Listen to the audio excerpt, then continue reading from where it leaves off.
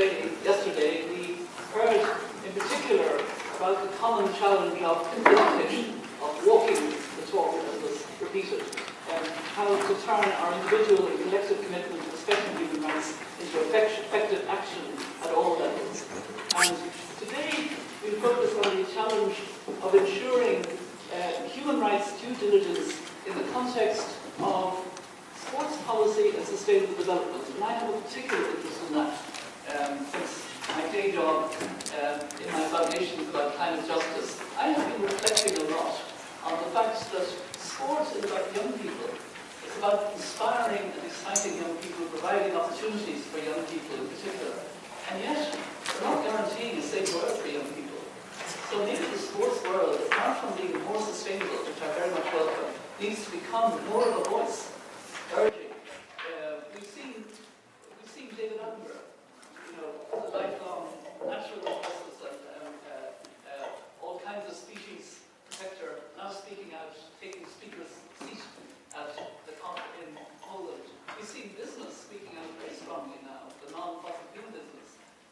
What about the sports world? So I hope that will be part of that panel discussion. Another important issue, governance and anti-corruption.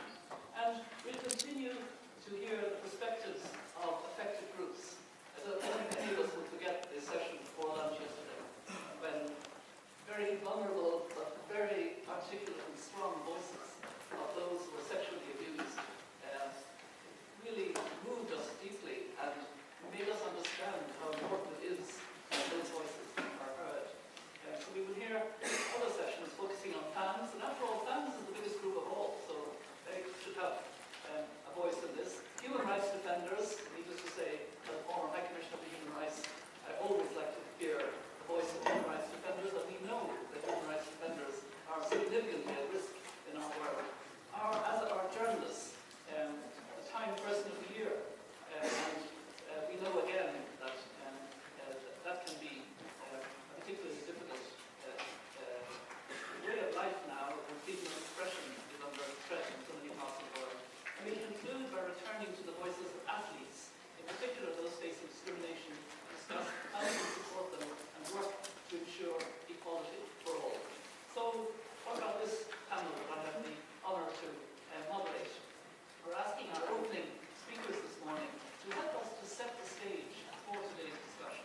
They represent four important stakeholder perspectives: intergovernmental organisations, trade unions, employers, and athletes. And three of these are linked directly to the world of work and workers' rights, given their roles in the ILO. And let's remember that the ILO marks its 100th anniversary in 2019. So it's perhaps our earliest example of collective action at the global level to protect human rights. And we can learn a lot out of it. We're asking them, as well as to reflect on the lessons of collective action from their perspectives. We now have 42 stakeholder members of our Centre for Sport and Human Rights on the Advisory Council. So how should these lessons apply as we aim to engage a much broader set of actors in an effective way on the Advisory Council, and then speaking for so many others who are represented by these actors, all of those involved in sport, not least the athletes who play the games. How can we best ensure that a wider range of actors will have a meaningful role in collective efforts? And how do we see to it that all affected voices are heard and continue to be heard, and that their rights are realised? So that's our task, to sort of set the scene as we kick off today's agenda.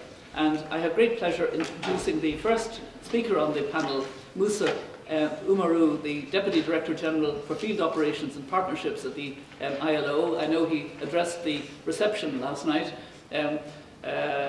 You became the Deputy Director General on the 1st of January 20 of this year, and we were together in June, I think co-hosting or whatever a reception for the Centre for Sport and Human Rights. And before joining the ILO, you occupied many positions in teaching and in public administration, and you had responsibility in the government of Niger, and you've authored several publications on social dialogue and labour administration. Alors, Mr. Oumarou, vous avez la parole. Merci, Madame la Présidente. C'est toujours un plaisir de vous revoir parce que vous êtes l'incarnation de l'engagement pour des causes justes et des causes nobles. Donc, au passage, je vous salue pour cet engagement unanimement reconnu par tout le monde. Vous l'avez dit, nous sommes à la veille du centenaire de l'Organisation internationale du travail. Donc, je ferai mon intervention en 2 points. Un, c'est faire un peu d'histoire, très brièvement. Et le deuxième, c'est, comme nous sommes aussi à la veille de l'an 2019, à quelques encablures de l'an 2019, faire quelques souhaits pour le centre qui est maintenant opérationnel. Donc, cette veille du centenaire de l'Organisation internationale du travail, c'est l'occasion idéale pour rappeler à l'assistance ici présente que l'organisation, donc l'OIT, que je représente ici, et le monde du sport sont liés depuis longtemps. Je voudrais simplement dire qu'il y a déjà ce partenariat a été forgé en 1921 entre le premier président du comité international olympique, le baron Pierre de Coubertin, que tout le monde connaît, et le directeur général du BIT de l'époque, qui était Albert Thomas. Et en 1924, la Conférence internationale du travail a adopté la recommandation 21 sur l'utilisation des loisirs,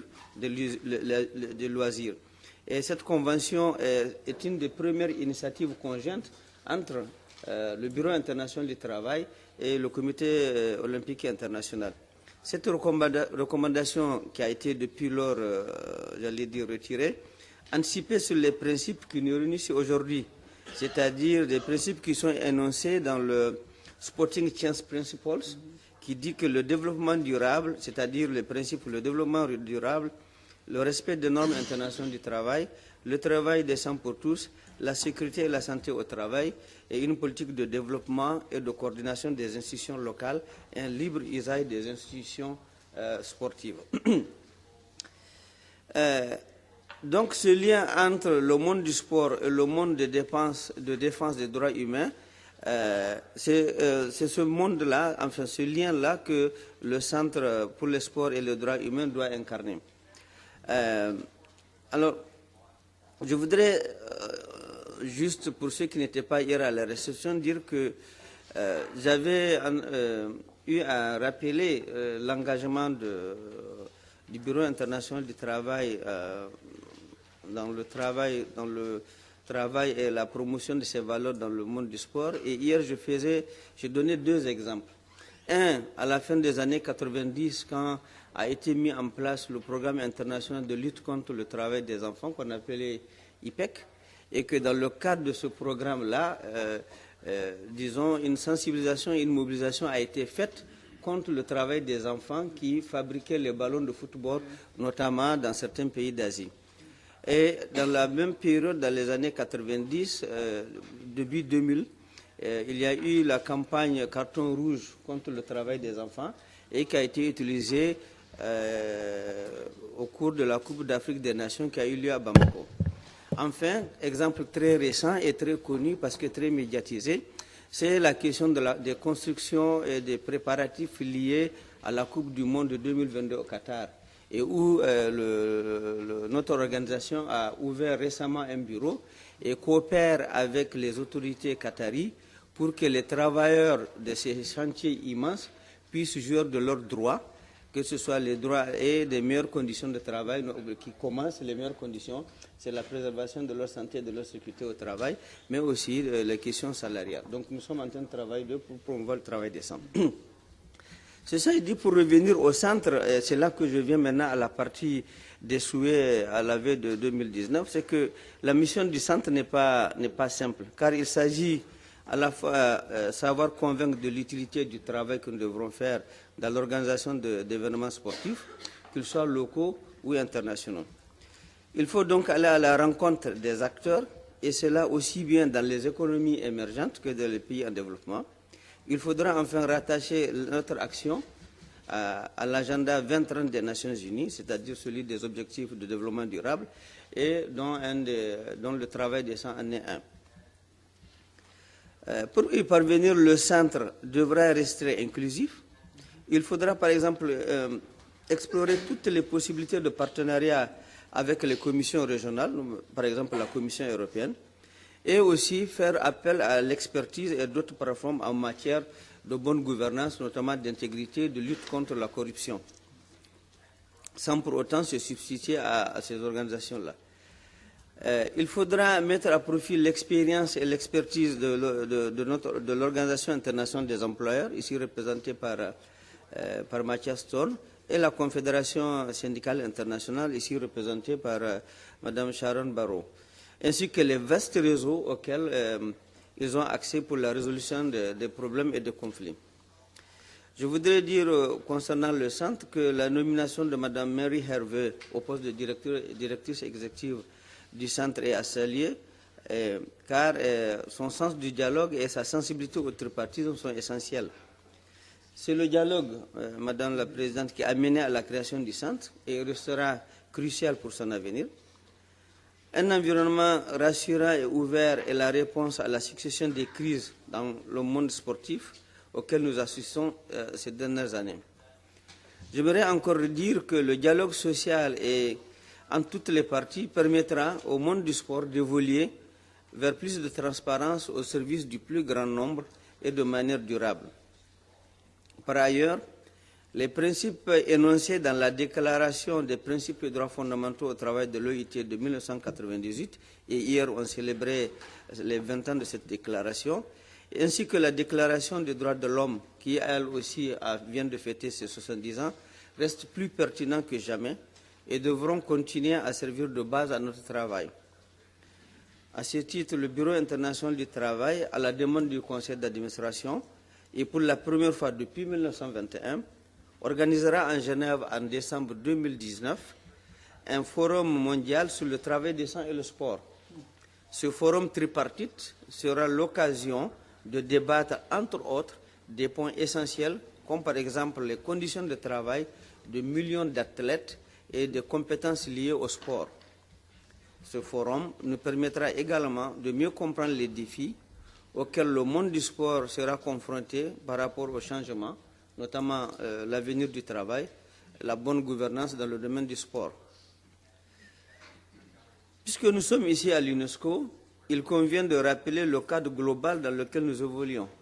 C'est notamment la déclaration de Kazan de 2017 sur le sport et l'éducation physique et les objectifs de développement durable. Donc le centre apportera sa contribution par la promotion en matière de droits humains et de travail. Au BIT, on se félicite que le centre soit maintenant bien en place et commence ses actions bientôt. Et je voudrais ici renouveler notre soutien à cette initiative qui est tripartite et sur des thèmes, nous le reconnaissons, qui sont complexes et qui méritent à la fois réflexion, analyse, mais surtout action collective. Pour finir, je voudrais vous remercier, Madame la Présidente, pour votre leadership exceptionnel. Votre expérience et votre vision nous ont permis d'accomplir des progrès remarquables qui donnent un élan considérable à l'avenir du centre. Beaucoup reste à faire, certes. Cependant, nous devons, avec confiance, nous attaquer au travail qui nous attend à la veille de cette année 2019. Je vous remercie.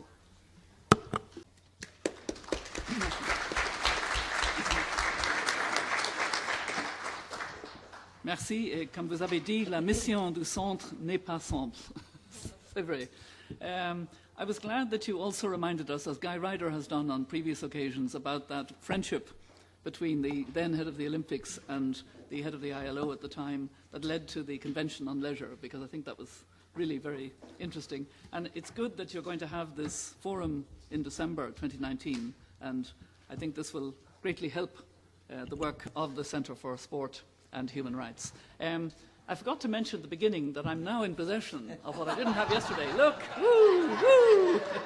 I actually think everybody's so disciplined, I probably won't need them, but even though I'm going to introduce a very dear friend Sharan, even though you're a friend, watch out. You know, this one says you 1 minute left, this one says you're dead, you know. Voila. Anyway, Sharan Burrow, as I think we all know, was first of all elected as the General Secretary of the ITUC at the Second World Conference in Vancouver in June 2010, the first woman to hold that position. She was re-elected and then has just been re-elected for the second time last week. And prior to this, she held the position of ITUC President since its founding conference in Vienna in November 2006, and the position of ICFTU President since its 18th World Congress in November 2004. And she's the first woman to have held any of these positions. She's also involved in something that I'm involved in myself in my capacity as an elder, that is the B team. She's Deputy Chair of the Business B team, which I think reflects an ability to link across and yet retain your integrity and your voice. So, Sharan, you have the floor. Thank you, Mary. And anyone who's not scared of Mary should be. So first of all, let me congratulate all concerned, Mary, for together we are building new global architecture. This is historic. Global architecture that stands for first and all humanity, and of course the rule of law that guarantees that humanity can thrive. Mega sports have been marketed as a force for good, often sickeningly so. Many slogans, many languages, and yet yesterday you heard stories of atrocity on a level of depravity that none of you would want for your sons and daughters. And I could add to that 100-fold with the plight of workers in supply chains that I meet every other month in my own day job. But your supply chains, your players, your employees, these are people, and that's the heart of humanity. And if sporting bodies don't take responsibility for people, then what does it say about the world we are creating as human beings? You can't be a good person in your daily life and walk through the doors of your institution or your business and maltreat people. It's that simple. So when indeed you hear those stories, whether it's in supply chains, whether it's at events or whether it's in the clubs, including, I might add, modern slavery and violence against men and women in their workplace, stand up. Stand up. And that's what this body is doing. And then there is, of course, systemic corruption. Mary's been a long campaigner, many of you have, against corruption, and it's eating up our world. Greed has to be eliminated. But together we can change the rules and ensure human rights and remedy. We can clean up the corruption and demand responsibility from our governments to stand for the rule of law, to stand with their people. And there's a test before us today, so my first plea is to men with power. More than symbolism, it's about a human being that many of us know. To reiterate the call for the release of Hakim, we call on FIFA President Sheikh Salman. He could do this. One call. And the President of the Thai Football Club, the General, he can do this. One order.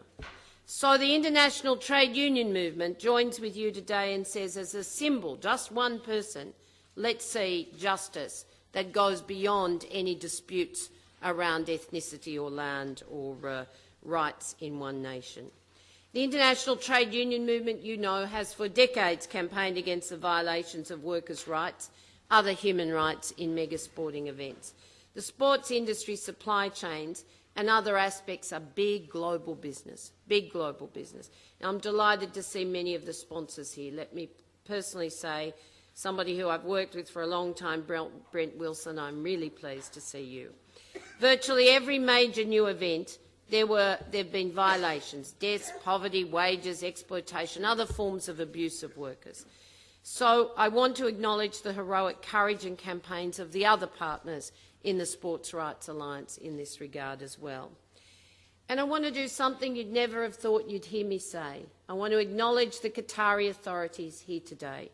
I can testify they are changing.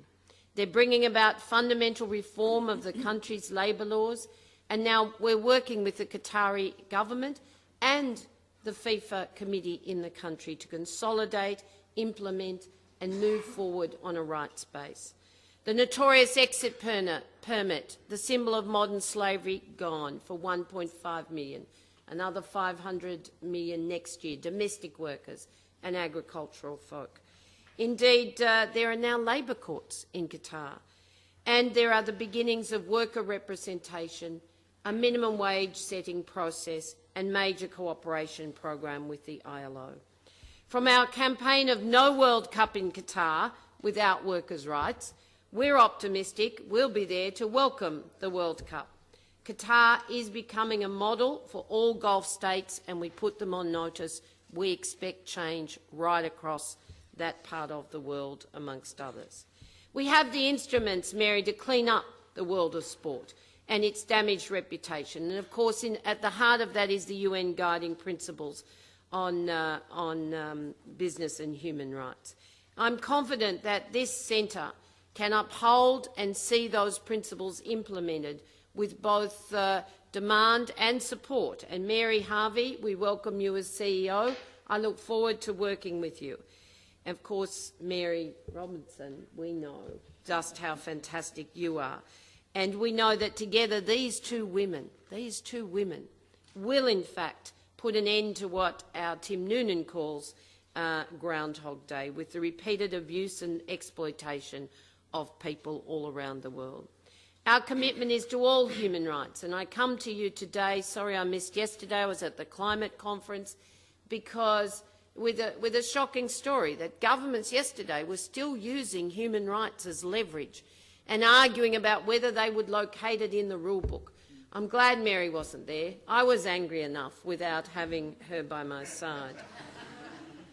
But I actually think the sports industry can be a safe haven for workers, for employees, for people who are the real stars, the sporting heroes. And it can no longer be a safe haven for abusers. If we actually tackle exploitation, if we set about making sure that the rights of fans, of LGBTI people, of all workers and participants are protected, then they will be. And indeed, I would say that until today, rights violations in the world of sport have known no boundaries, but today draws a line on that, absolutely draws a line on that. So whether it's within country, cross-country, everywhere, that's going to change now. And as I said, we have the tools to do it. We actually do recognise that work is underway in some sports federations. I'm going to be really blunt and say to the IOC, you must recognise the heroes in our movement, the sporting men and women under, of course, Unisports and all their federations. Alliance, bargaining, partnership, it's what makes the world work. And together we are stronger than actually fighting each other. So no person can be left behind in this, and my shout out to the athletes who are the heart of sport. You have our protection. Phil Jennings and Brendan Swab are in the audience, and I congratulate them for their stand in organising sporting men and women around the world. But I would simply finish by saying the UN Guiding Principles show us the way. Protect, respect and remedy. We will make sure that these principles are met in full. We know that no right exists in reality unless there's remedy. Where remedy is violated, then it is in fact destroying the lives of real people, Mary, and people we must support. So all of sport needs to come under the rule of international law, and we will not rest, any of us here, until that happens. Thank you, Mary.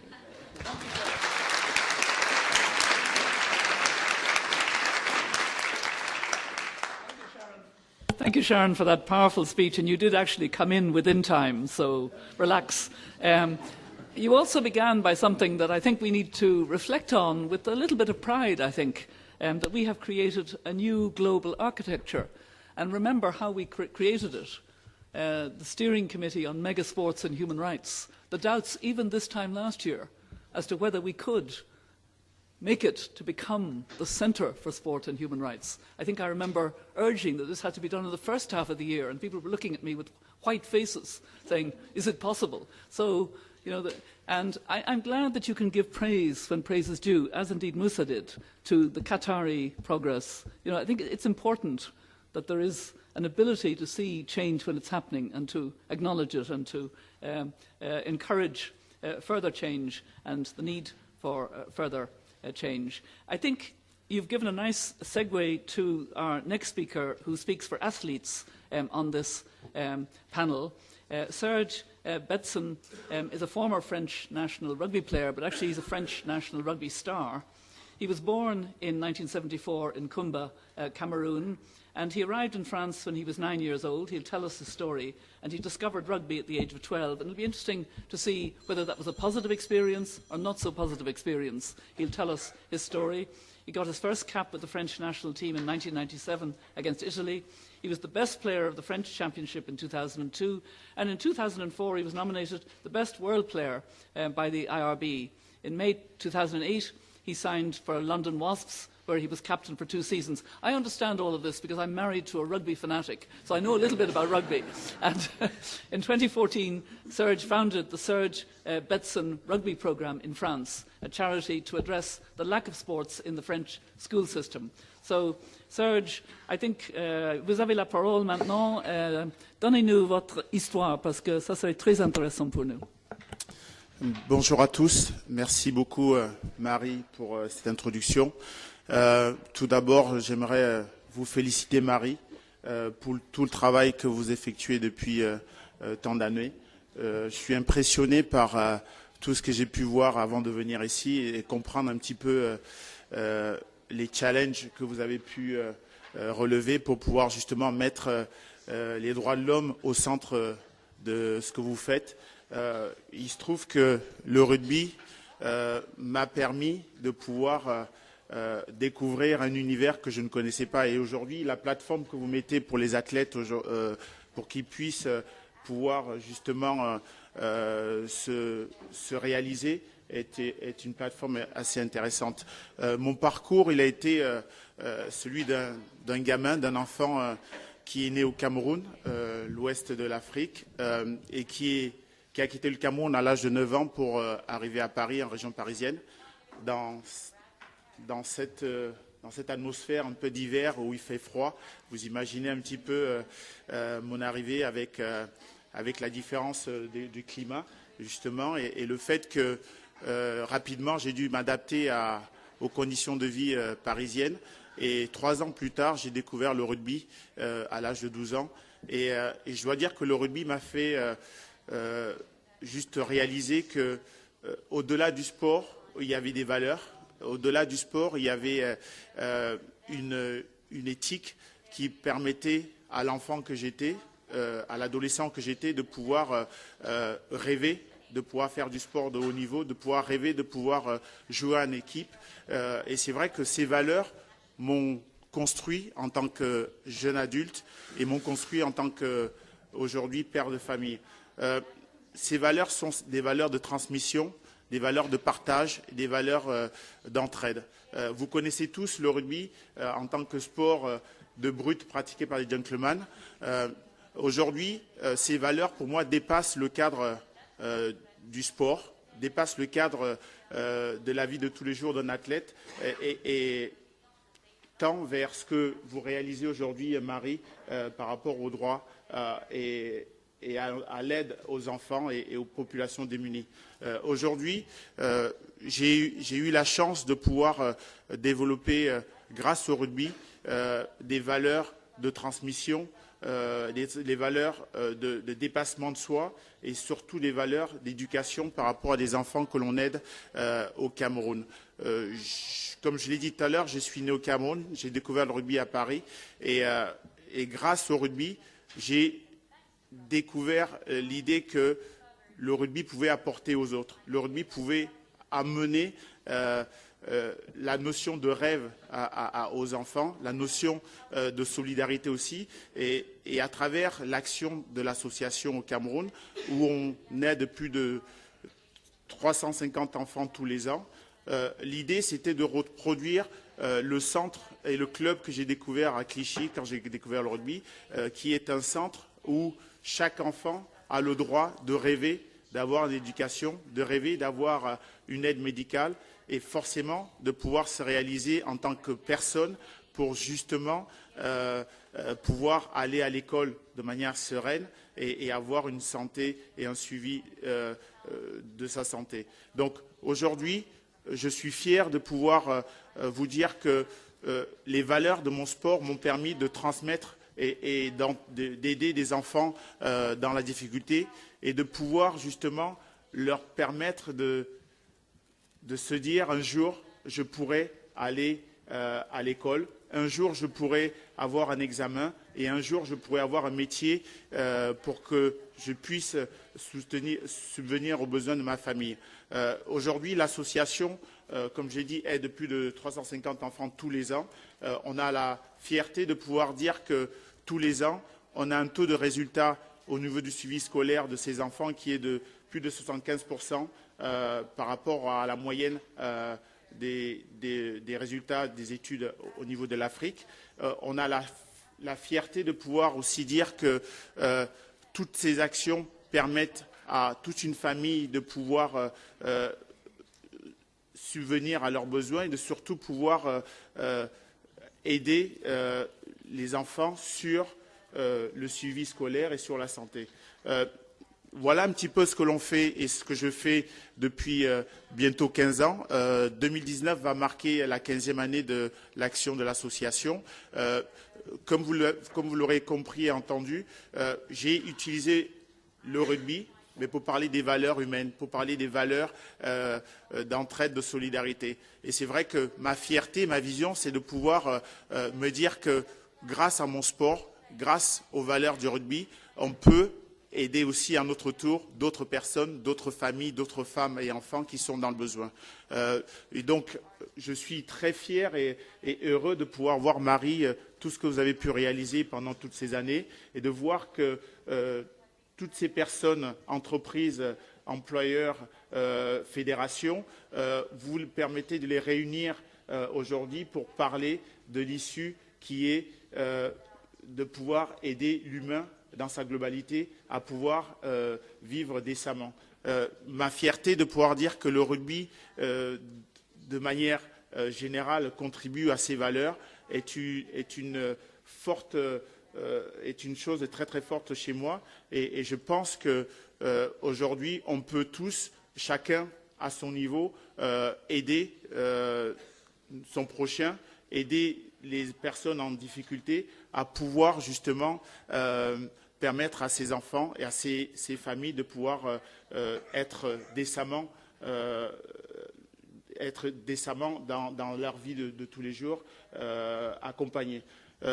Bravo pour cette action. Je suis encore une fois très très touché par l'idée que je suis ici devant vous pour parler de ce que le rugby m'a pu m'apporter, mais je pense que ma vision à long terme, c'est de pouvoir voir dans tous les continents, voir un enfant avec un ballon de rugby entre les mains, parce que je me dis que ce ballon de rugby va lui permettre de pouvoir avoir une mentalité différente, de pouvoir avoir à découvrir les règles et les valeurs de ce sport et du coup percevoir son quotidien de manière différente, comme moi je l'ai perçu en tant que jeune qui a grandi seul avec sa maman, sans parents, et voir que ce sport m'a permis de vraiment me découvrir et développer derrière une envie de pouvoir justement grandir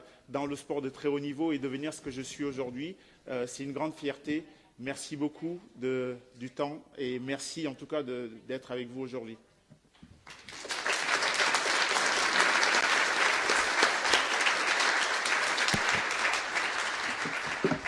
Merci bien, Serge, pour cette histoire personnelle. It was really very interesting to hear the perspective of an athlete who came to France from Cameroon at the age of 9 and then found rugby and talks about les valeurs, l'éthique, le droit de rêver, what it did to enable you to grow and to become somebody who found himself become a star of rugby, and then gives back. I think it's a really positive story. It's a perspective that we didn't quite get yesterday, because we also have to see the negative side. But I think there's something very important about remembering how important sport is to give young people that chance in life, that possibility. And I think that's really also an important aspect of our work in the Centre for Sport and Human Rights.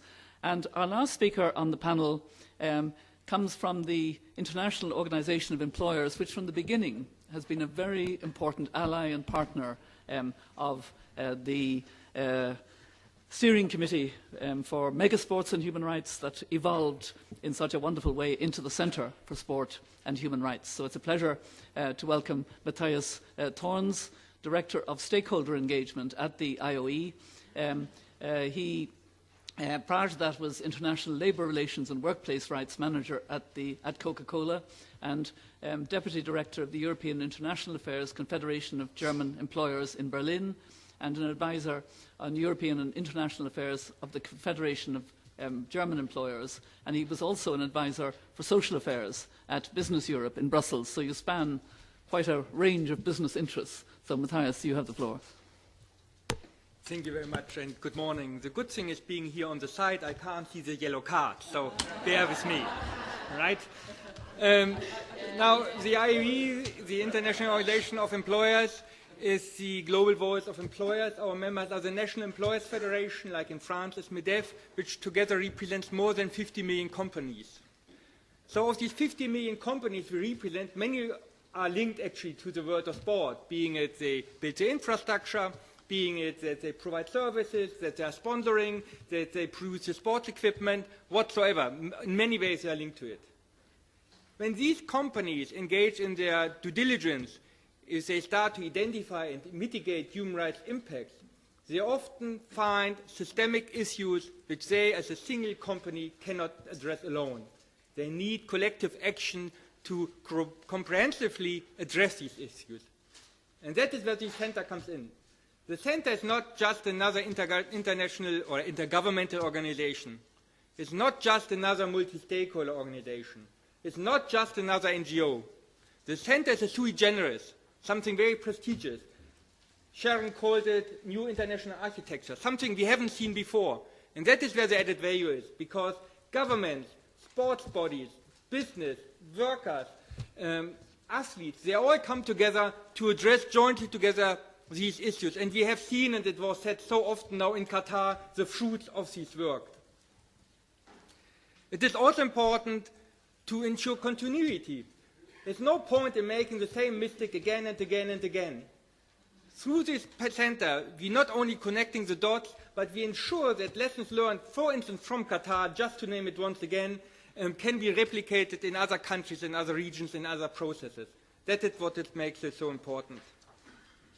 Mary spoke about the ILO and the centenary. So I didn't have any thought about that, but during we all spoke, I had time to think about it. And what makes the ILO, of course, unique is the fact that it's the only tripartite UN agency, the only UN agency where next to government, workers and employers have a voice and part of the decision making.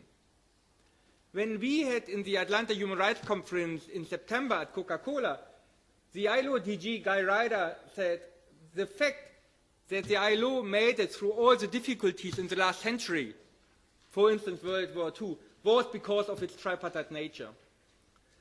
So the fact that the office and governments might be sometimes annoyed from employers and workers being part of the decision making, having a seat on the table, that is the strength of the organization. That is the strength of our Centre here, the fact that the people are inside. The other point which reminded me on the ILO is the fact that the workers and employers are the representative voice. It is not like that Guy Ryder calls and who is not at 3 on the tree is part of decision making. No, it is the representative organizations who are part of it. And also that is something to learn for the Centre, to make sure the people we include, the organizations we include, speak for someone. Now, I never would have thought that we have these successes as we have now and achieved in the last 3 years. We have the center established and independent entity. We have a budget for 2 years to run it. We have a perfect CEO coming in. I never would have thought that will be possible. And I'm very happy, to be honest, that I was proven wrong. And I really want to thank John, William, and the IHRB team, Mary Robinson, of course, for having done so. It's an amazing job what you have achieved, and thank you so much for that. And for you, Mary Harvey, big shoes to fill, so to say. We are proud that you are there, and we are good hope, but that is really big shoes to fill. Despite all enthusiasm, we are still a small entity, and we have to ensure that we don't spread our activities too broadly, because then we will be only on the surface and we will not achieve change on the ground. So we have to make sure whatever we do in our work streams, we really add value, and we don't replicate just other processes which could be done better by others. So it's really a plea, despite all successes, to think about where we can do real added value and we can achieve change on the ground. Let me finally commit on behalf of the IE that we are very committed to support this center and the work of the center forward. I think employers' organizations have particularly 3 main ways they can support the center. The first, of course, is awareness raising, capacity building. The second, to build partnerships and collective action within companies or among companies. And the third one is to speak up when single companies can't speak up because they still need to make business in a certain territory, in a certain country. It is not always easy to speak up for companies when they know they stay in this country and they need to be make business. So that is where employers' organizations can really play a role. And I think, Sharon, we also can play a bigger role together there.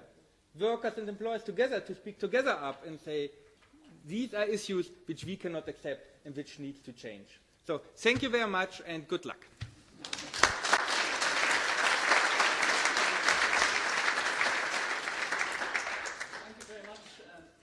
Thank you very much, Matthias, for that contribution. And I didn't have to show you the card.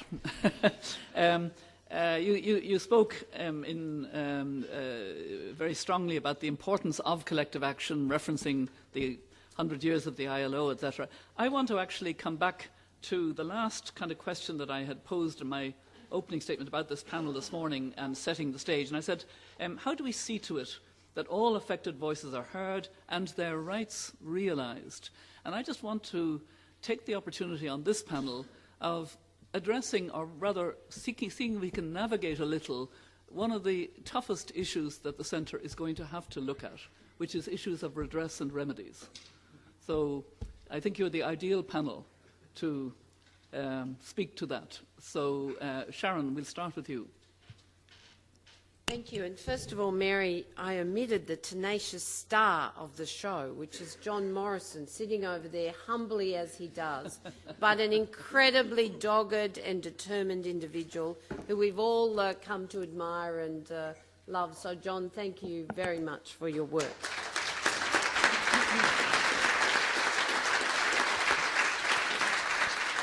So, first of all, we have to be serious about it. We can't wait for the UN Treaty on Business and Human Rights. Let's get ahead of the game and set the practice that will put the principles that are already there and already expected of everybody to adhere to in place. If, in fact, everybody, including ourselves, including this centre, does its due diligence, then we know where the risks are. That's the first step. Can we map where the risks are? Frankly, there's been so much research. We can do that now. Secondly, to actually do as Matthias says, for us to speak up about where those risks are and what we need to do about it. But then from a trade union perspective, we say nobody's perfect. The companies I work with, even on the B team, will tell you they're not perfect. They know the world has to change. And that's why we stand together. But they are prepared to put the grievance procedures in place at all levels, because you can't rely just on the domestic rule of law. You can call for it, absolutely, but you can't rely on it. So if we're not taking responsibility for the grievance procedures, and then people like me and our other colleagues in the civil society world can do their job and take the grievances, negotiate the solutions or the remedy, then we're not serious about changing the rules of the game. And finally, of course, we say don't be afraid of the rule of law. The process in The Hague of arbitral solutions is a good one. It's a good one. It's not about blame or sanction. It's actually about having a rule of law as a backing to make sure that nobody escapes the evil of abuse of human rights and other violations. Thank you, Sharon. I think, in fact, that recent meeting at The Hague, the expert meeting, also did some of that mapping that you're talking about. Moussa, vous voulez parler à cette issue de course? Non, je n'ai pas grand-chose à rajouter, simplement pour dire que dans le propos que j'ai tenu tout à l'heure, je disais à la fois que c'était complexe, mais je disais aussi l'importance du dialogue social et du dialogue social tripartite là-dessus. Maintenant, les acteurs du dialogue social sont aussi bien au niveau national qu'ils sont au niveau global. Et il faut s'assurer maintenant qu'on a le cadre juridique et normatif qui permet tant au niveau national qu'au niveau international de voir comment on évolue et comment on prend en charge les difficultés et les différends qui peuvent naître et aussi les violations dont peuvent faire l'objet les gens qui évoluent dans le monde du travail. Donc ceci est extrêmement important. Et hier, j'ai eu à insister beaucoup sur la déclaration de l'OIT de 1998 sur les principes et droits fondamentaux au travail. Et ceci est extrêmement important parce que dans le monde du sport, ces questions se posent. Comment assurer la voix au chapitre à tous ceux qui sont là et leur type de représentation?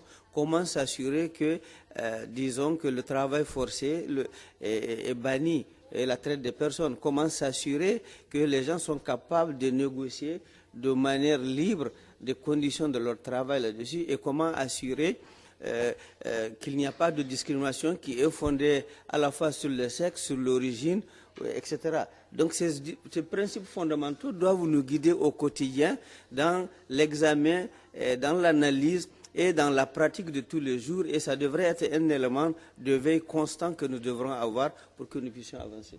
Je ne fais que répéter ce que j'ai dit hier, mais qui reste d'actualité, surtout dans le secteur du sport. Merci. Matthias, towards the end of your contribution on the panel, you spoke about three things. You spoke about capacity building, you spoke about strengthening partnerships, and you spoke about speaking up. And indeed, you leant across to Sharon and said, we should do more speaking up together. But there's also the issue of the need to go further in recognising that there has to be an addressing of issues that require some grievance procedures, some remedies. Would you speak to that? Thank you. Yes, for sure. Access to remedy is key. If there's no access to remedy, no right actually matters because, you cannot enforce it. So I fully agree with that. I also fully agree with Sharon, we don't need to wait for the treaty because the draft treaty is full of forward approaches and will never bring access to remedy. Also fully agree. So that won't be the solution at all. But we don't speak about the treaty here today.